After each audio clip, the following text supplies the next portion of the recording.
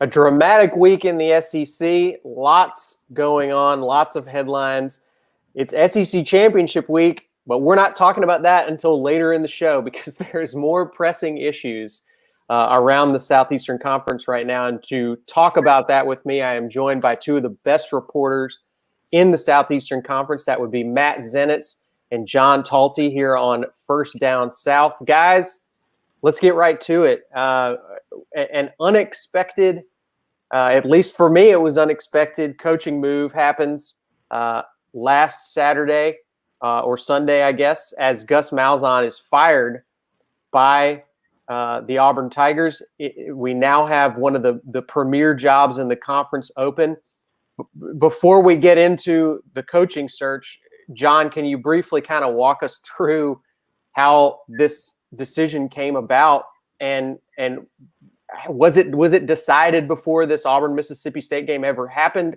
Did that have an impact on it at all? Yeah, I think ultimately it was, for the most part, decided before the Mississippi State game. Something that's been in the works, I think, for a while now. And I mean, really, you could say it's been in the work for years now, especially with some of the more influential Auburn boosters who just really didn't have a great relationship with Gus, and they didn't believe that Gus was the right guy, for this program. So I think when you look at, what are the key factors, I think there's a few different things that jump out to me. One, when you're known as an offensive guru and your offense doesn't look very good anymore, I think that's, that doesn't typically reflect well on you.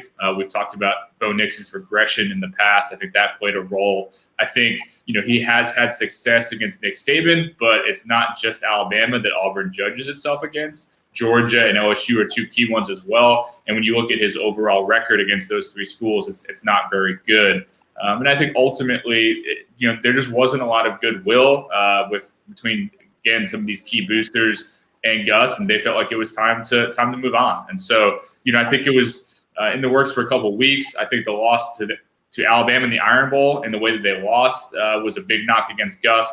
I think, as we've talked about a week ago, that loss to Texas A&M and his solid year comments did not play well with some key people. And then ultimately, playing the way they did against Mississippi State, I don't think it pushed anyone off the decision that wanted to get rid of Gus. So the job comes open. It's been a strange year in the coaching market. There's certainly a lot of things that are unusual about this year, but I think we a lot of folks came into this year saying, well, it's going to be different because you can't fire coaches in the middle of a pandemic. You can't justify making that change. You can't hold coaches accountable for their record fully for a season like this. Matt, it doesn't really seem like it stopped a lot of schools from doing what they felt like they needed to do around the conference. No, instead of being a relatively tame coaching cycle, which would have been the prediction for a lot of people in the coaching world going back to about a month or two ago, it may end up being an even crazier coaching cycle than we normally see. And like John said with Gus, this had been in the works, was not a surprise whatsoever. Still skeptical even getting the information that John and I were getting last week that Auburn is actually going to follow through and do this, since obviously there had been rumblings going back even before this year around this time of year, but ultimately made the decision to move on. And obviously at this point now, moving in the direction of finding their next head coach, which at this point, as of 10:15 Tuesday morning, still fair to refer to Kevin Steele as the clear favorite for that job at this point. Has some key money people on his side. There are others involved in this, like the school president and some other people to go along with that, who want more of a thorough search. But Kevin has some key influential people who are in his corner, very supportive of him and pushing for him to be Auburn's next head coach. So, Matt, you and John both here have reported that on AL.com. You've got your sources telling you that Kevin Steele at this point appears to be the front runner for the position. I would like, and look, I know you guys can only speak for yourselves, and you report to us what you hear from the sources you trust. But from your conversations with your sources, can you give us, and I'll point to you first, John, can you give us a little insight maybe? Because I think it's surprising, right? I don't know that most of the fan reaction I've seen out there to Kevin Steele is particularly strong one way or the other. I don't think they hate the idea. I think Kevin Steele's very respected by Auburn fans. I think it's surprising for fans to see a coaching change result in potentially a coordinator just being promoted permanently in a state where this state is known for big home run hires for these premier jobs.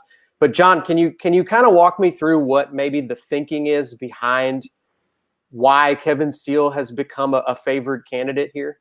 Yeah, and I will just say first, I mean, this isn't a done deal yet, so don't, anything can happen, I would say still, and, don't be, you can't completely roll out them still trying to make a big swing at a big name. But I think there's a few reasons why. One, this Auburn team, if you look at the last few years, has really, I think, been defined by having strong defenses. And so, you had Gus, an offensive guru, wrote a book about no huddle, hurry up. His whole identity is around offense. And you look at when they've been good the last few years, that defense last year, I think, was one of the best in the country. Well, that's all Kevin Steele. Kevin Steele has essentially been the head coach of the defense for years now. Gus has let him do his own thing. He has basically given him full authority. Do what you want on defense. I'm going to focus on offense. And that defense has been great. So I think that's something that certainly some key influential people have noticed. He is a guy who's very well liked, has a very, I think, charismatic personality to certain people, has certainly, done a good job of building key relationships with some of these important boosters. And I think he's someone who has had opportunities to go elsewhere and hasn't. He wants this job. And I think you've seen in recent years, especially the last two, a bit of a trend of people hiring, someone who maybe is a little bit off the radar, maybe isn't that big name, but really wants the job and has a plan for how to do that job. We saw Arkansas do it with Sam Pittman. We just saw South Carolina do it with Shane Beamer. I could see that being some of the kind of rationale here, too, is where you can hire a guy who wants a job. He's a proven veteran defensive coach. You have extra money to build a big staff around him because he's not going to need as much as Mario Cristobal type candidate would. And he's been there for years, and he has been successful on defense. And I think that's why some of these people really like him. So let's talk a little bit about the timing of this search that's going on right now. As you guys said, it's not done. There's a lot of diligence being done, or at least it's being made to look that way, that they are looking around for different candidates. But in the meantime, as all of this is happening, what we are officially calling early signing day happens tomorrow. As we've now seen for the last couple of years, functionally, December signing day has become the normal signing day in most of college football. There are going to be some guys that sign in February, but for the most part, we see most of these top classes filled up tomorrow. And Auburn's in a really bad spot right now, and it might get worse as we sit here and wait for Auburn to name their head coach. As far as you guys can tell, Matt, has the recruiting been a factor at all in terms of the coaching search, and in really in any way? Maybe not timing, but just in general. They're not going to have somebody in place before early signing period's over. I would be beyond shocked if that happened. I don't even know if it can happen. So, I mean, maybe you guys know better than me. John and I talked about this a little bit, but I think state law is that you need to have job listed for at least 5 days before you can even officially offer it to somebody, which if that's the case, you can't even make an offer to Kevin Steele, even if he's your guy, before, what would it be, Saturday, Friday, whatever. I'm bad at math. Hopefully I'm better at getting information than I am at math. But somewhere in that range. I would be very surprised if something is finalized, offered before the weekend at the earliest, and think that it's maybe more likely that this stretches into maybe next week.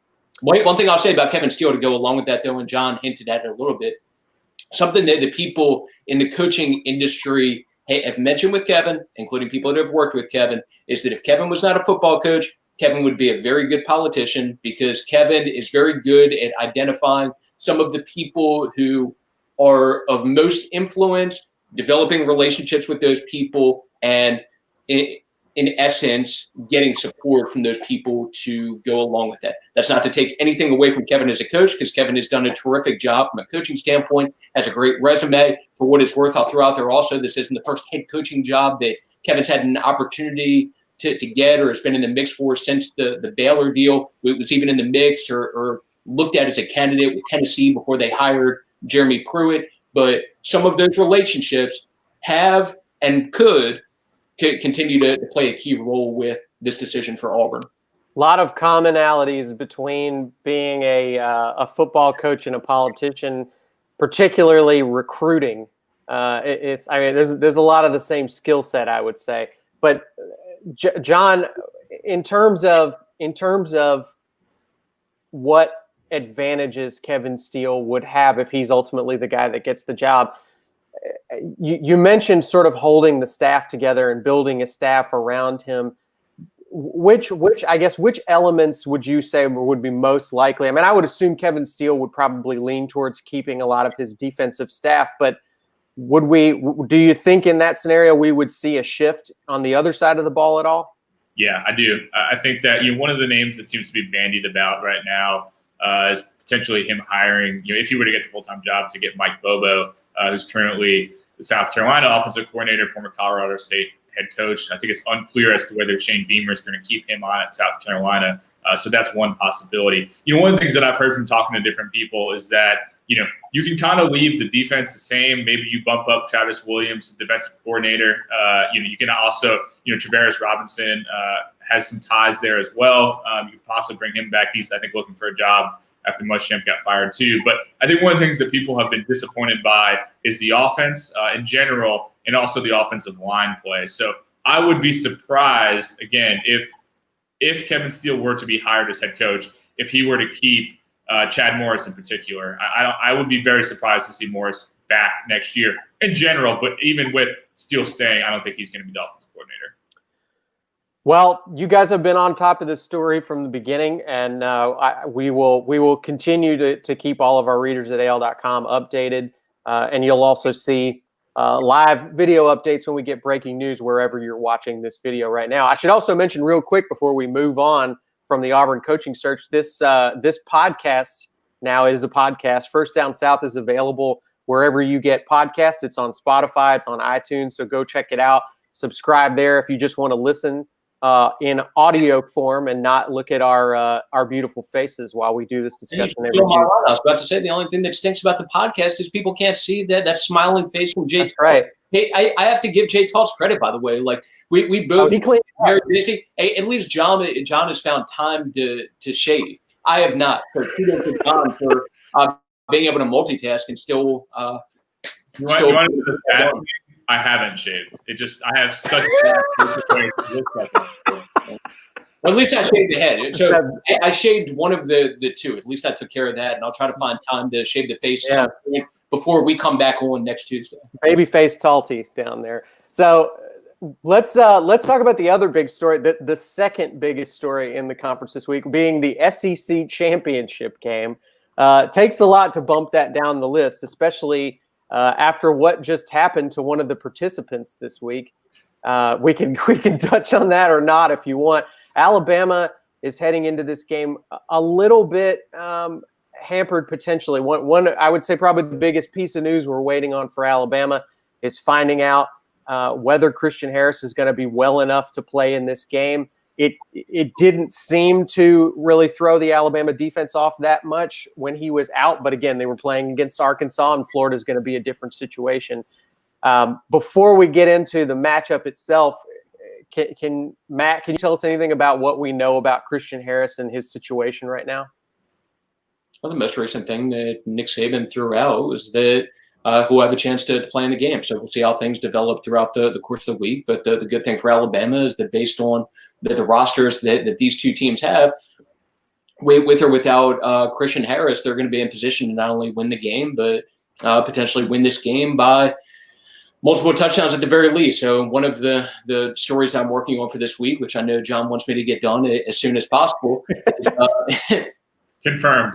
Yeah, it's something where I've gathered feedback from a number of different coaches around the conference to get their feedback on the game, because their opinion matters a lot more than mine does in terms of predictions of how this game is going to play out. And the consensus in terms of feedback on this game from other coaches is that they feel like Alabama is not only going to win, but potentially, as they've put it, potentially going to kill Florida in this game. They do not see it, at least most of them, being close whatsoever.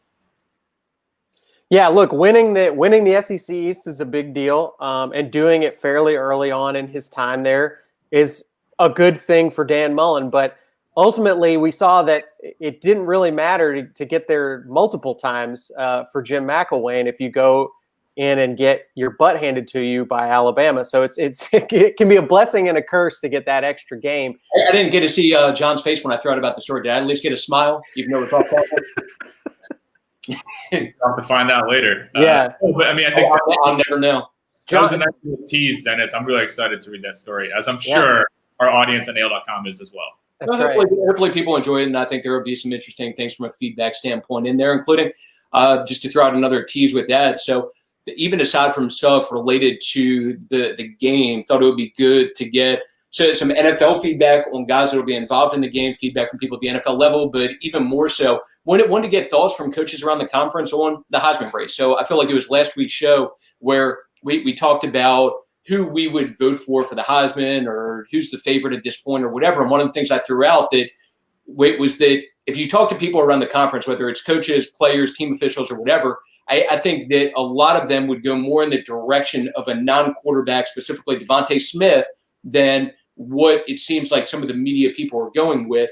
And that was confirmed as I gathered feedback for this story. So I ended up talking to 18 coaches to get their feedback on Heisman race and just what their pick would be at this point if they had a Heisman vote. And of those 18 coaches, 15 picked DeVonta Smith.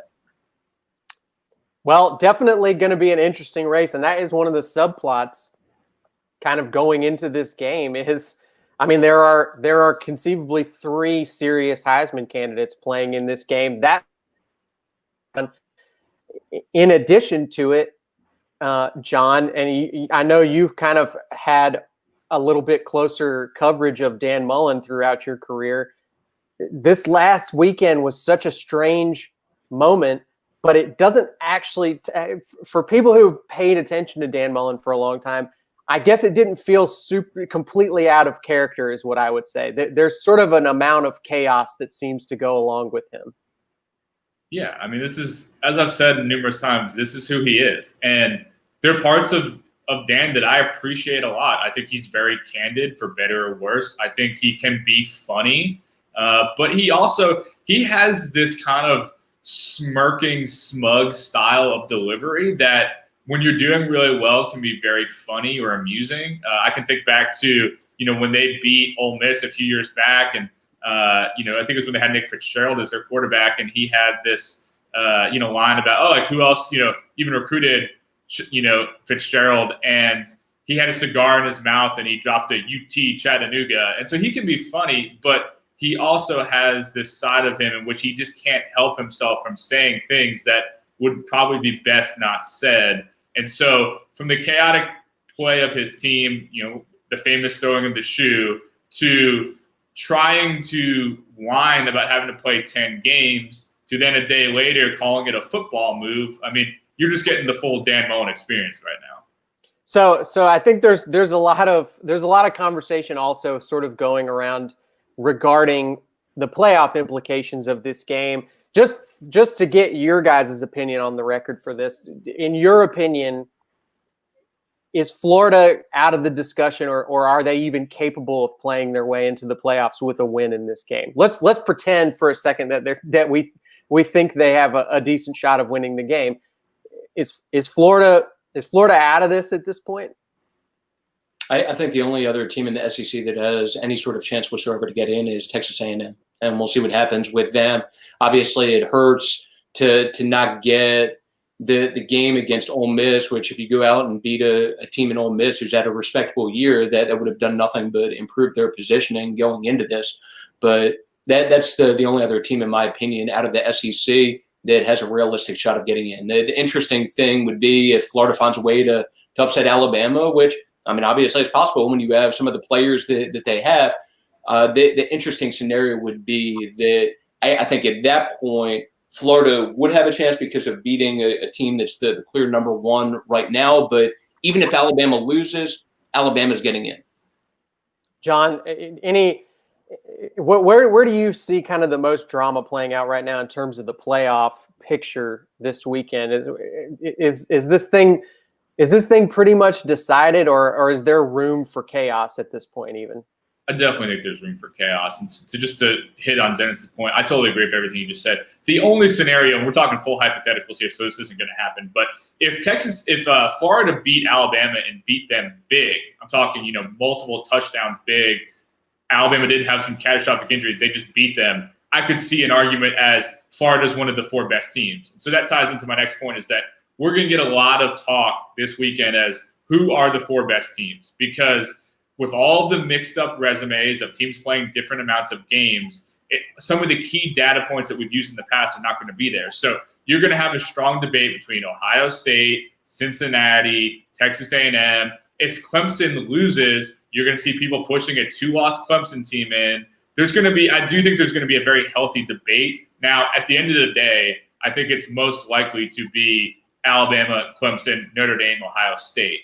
But I certainly think there will be a healthy debate. And if Clemson loses again to Notre Dame, I think that certainly Texas A&M and Cincinnati and some of those other teams certainly deserve to have a strong consideration for that final spot over Clemson, because as we all know, a 2-loss team has never made it into the playoff, and I don't think Clemson should if they were to lose twice to Notre Dame. I'll throw this out there. So just thinking about it a little bit more, if Florida beat Alabama, if they found a way to do that, it would be hard to keep Florida out. It would be the best win that any team has had this year. I agree. And you could They also have the worst loss of any team, though. Yeah, but you can write off that loss to a certain degree that had checked out a little bit. I know one coach that I talked to felt like they were sleepwalking through the first half and just weren't focused on that game. We're already looking ahead to the SEC title game. So you could potentially write that off and look at their resume the rest of the year, which is very strong with the exception of that 3-point loss to A&M. If they beat Alabama, it would be tough to keep them out. That said, just to follow up on just the other teams that are in the mix to get in or most likely to get in,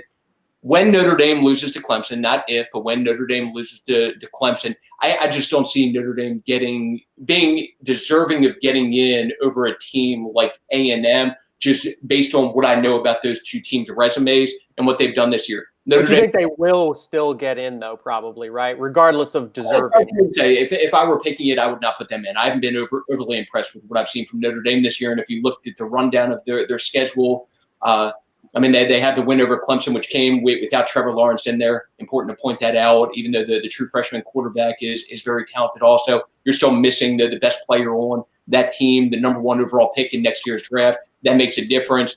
And they've struggled and had some very unimpressive showings in some other games against some teams that have really – I was about to cuss. I held myself back from doing it. Really bad, crappy records this year, which should work against them and would if I were involved in the decision-making process.